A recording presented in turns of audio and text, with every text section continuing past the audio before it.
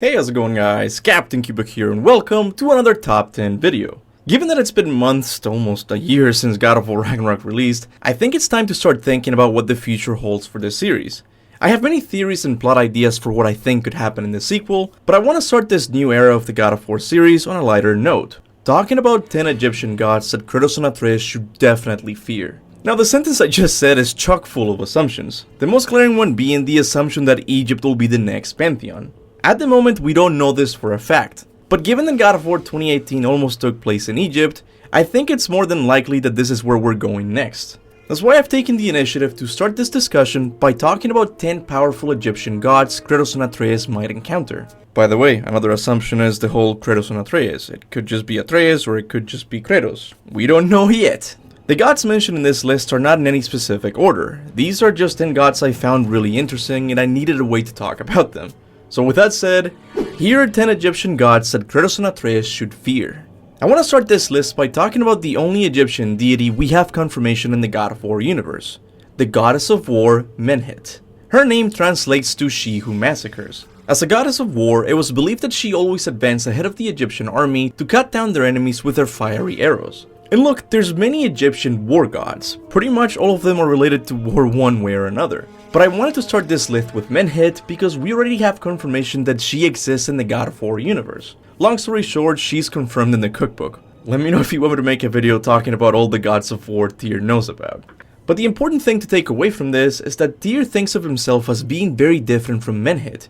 While he focuses more on peace and the unification of the realms, Menhin doesn't share the same interests. There are accounts of people calling her the Butcher, and as I previously said, she who massacres. Aside from higher plane of existence Athena and Persephone, there hasn't been a truly formidable female villain in the God of War universe. Adding this lioness goddess to the roster would definitely change things around, as this deity is not one to be trifled with. Another formidable goddess Atreus might have a problem with is Pakhet. You see, Atreus is an exceptional hunter.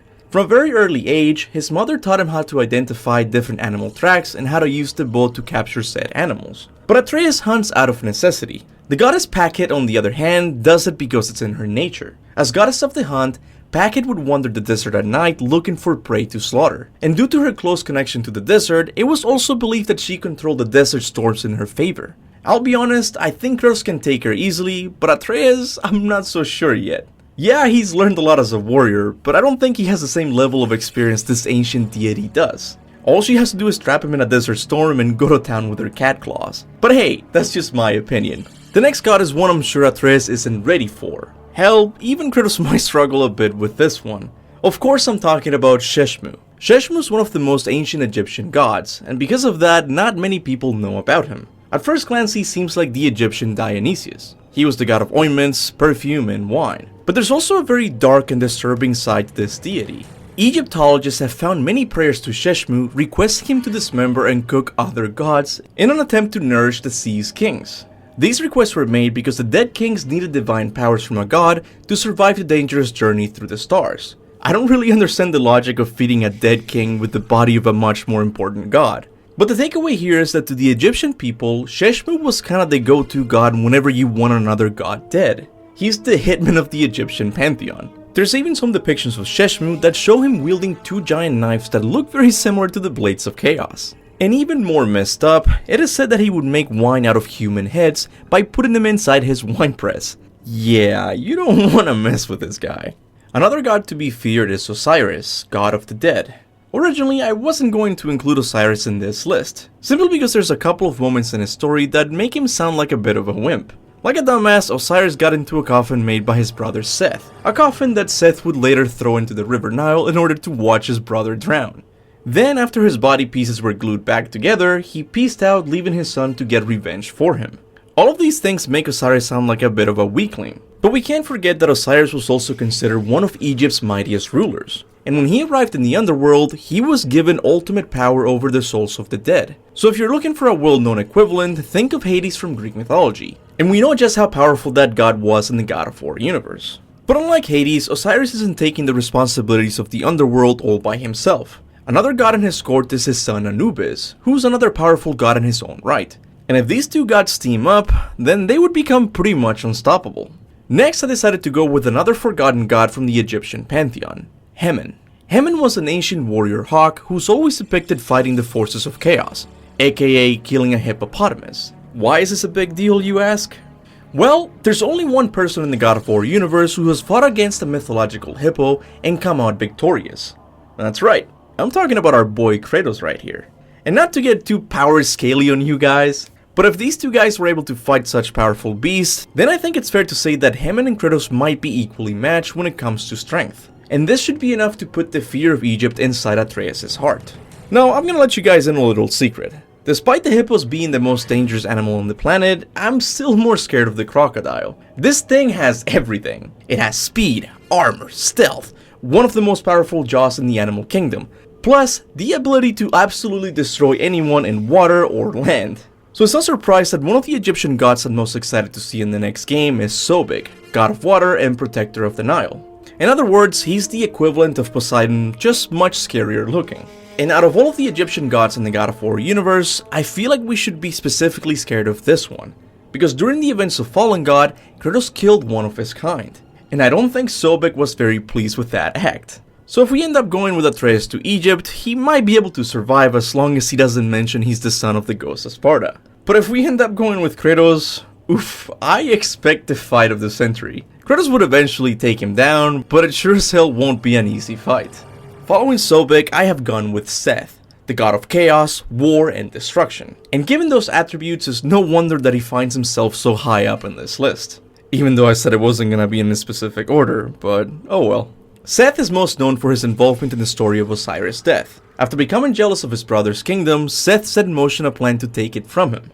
As I previously mentioned, Seth tricked Osiris into getting into a coffin. This coffin he later threw into the river Nile, which resulted in Osiris' drowning. But Seth doesn't just have the trickster personality of Atreus, he is also a very violent god, just like Kratos was in his younger days. If not, even more. Because after drowning Osiris, Seth took his body and chopped him up into 14 pieces and scattered them throughout Egypt in order to secure the throne. Following this, Horus and Seth entered into a bloody conflict that lasted for many years. Seth eventually lost, but the gods deemed his powers to be so great, he was given the job to protect Ra from the mighty serpent Apophis. In other words, Seth became the personal bodyguard to the king of the gods. This alone should make anyone think twice about getting on this god's bad side. But much like Odin, I think it's his elusive behavior that Atreus should worry about. Otherwise, he might end up in a coffin as well. You have to stop. You can choose to be better. Now, like I said before, the gods on this list are not necessarily in order. But after Seth, I feel like I'm obligated to go with Horus, the only god who was able to defeat Seth. Horus also possesses super strength and the ability to shapeshift into animals, something other equally powerful gods like Zeus and Odin were able to do. However, his most powerful attribute could be found in an odd place, his eye, which was said to represent healing and protection. Perhaps this could be similar to the protection stave Freya gave Kratos, and who knows, this could make him near impossible to defeat. But aside from this, I wasn't able to find much else on Horus, and I think this is because the Egyptians didn't feel the need to explain how powerful he was. They just assumed it, and I think this is something Kratos and Atreus should do if they ever come across this huge falcon head deity. Ultimately, I like gods that there's not much information about them, because it gives Santa Monica a lot of room to be creative with them. But if you still want to get a better sense of what his fighting capabilities might be, you can go and check out Gods of Egypt. Not a really great movie at all, but at least it will serve as a placeholder until God of War Egypt arrives. Now, let's talk about Amit, or Amit. I don't know the pronunciation of these names yet. Ancient Egyptians believed that upon your death, your heart would be judged to determine whether you would spend eternity in the fields of reeds or roaming as a disembodied shade for all eternity. This process was done by placing one's heart on the scales of Mat. If your heart was found to be heavier than the feather on the other scale, then Amit would deem you unworthy of entering the fields of reeds. And Amit would simply devour your heart. Because of these characteristics, Amit wasn't a deity worshipped in Egypt. In fact, it was believed that she was more of a demon than a goddess. And I mean, who would want to worship a being comprised of the 3 most dangerous animals found in Egypt? I find this character interesting because she seems to share some of the characteristics with the Cerberus found in Greek mythology, just slightly more horrifying.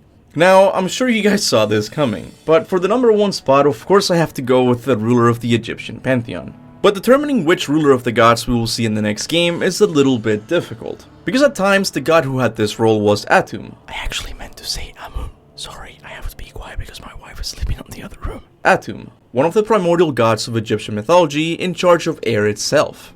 This god was often depicted with blue skin and a crown that represented his dominion over Upper and Lower Egypt. But there's also another Egyptian god that was considered their king of the gods, the sun god Ra, the creator god said to have a hidden name which grants immense power to whoever learns of it. These two gods can stand shoulder to shoulder with gods like Zeus or Odin, so picking one is very difficult. But technically, we don't have to choose between either one of these gods, because ancient Egyptians didn't choose either.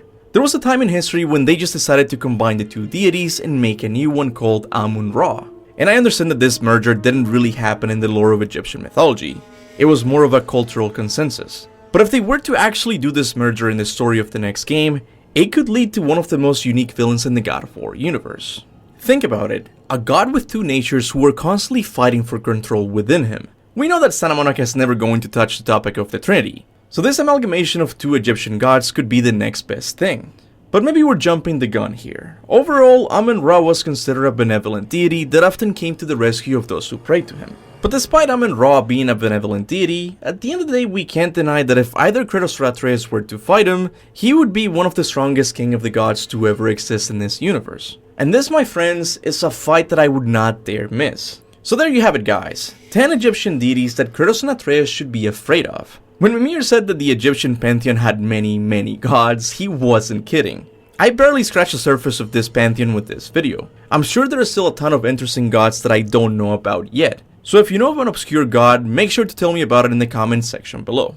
Also, if you find the topic of gods in the God of War universe interesting in any way, I recommend you check out this video I made recently about 10 gods that were cut from this series. I worked really hard on it and I really think you will enjoy it. But anyway, as always, I want to give a big thanks to all of my members for supporting the channel monthly. People like Divco1, Thrasher209, Sean Awesomeness, Blood Diane Pie, and Aaron Fan of Gaming and Ancient History always go the extra mile to make sure the flow of videos continues in a steady fashion. So on behalf of everyone who watches these videos, thank you. I would also like to thank everyone who likes and shares my videos. I know it doesn't seem like much, but trust me, it really does help. And with that said, thanks for watching, and remember, go forth in the name of Olympus.